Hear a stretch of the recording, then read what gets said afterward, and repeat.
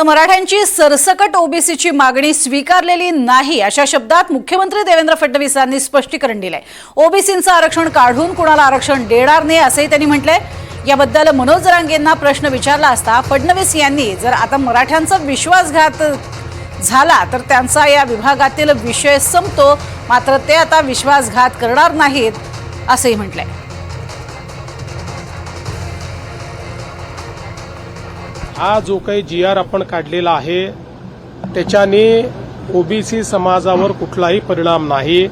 हा सरसकट GR नाही, हा पुराव्याचाच GR आहे। फक्त एक गोष्ट ओबीसी नेत्यांना देखील माहिती आहे की जोपर्यंत हे राज्य आहे तोपर्यंत ओबीसीवर अन्याय होऊ शकत नाही।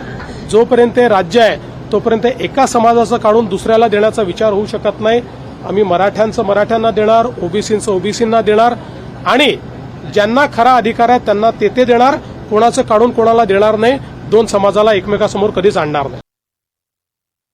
मराठवाड्यातले मराठी गेले आरक्षण यांना आता काही करणं फडणवीस साहेबांकडून जर विश्वासघात आता मराठ्याचा झाला, सातारा संस्थान बी जर लागू नाही झालं तर दोन विभागातला त्यांचा विषयच पुढचा सांभाळ।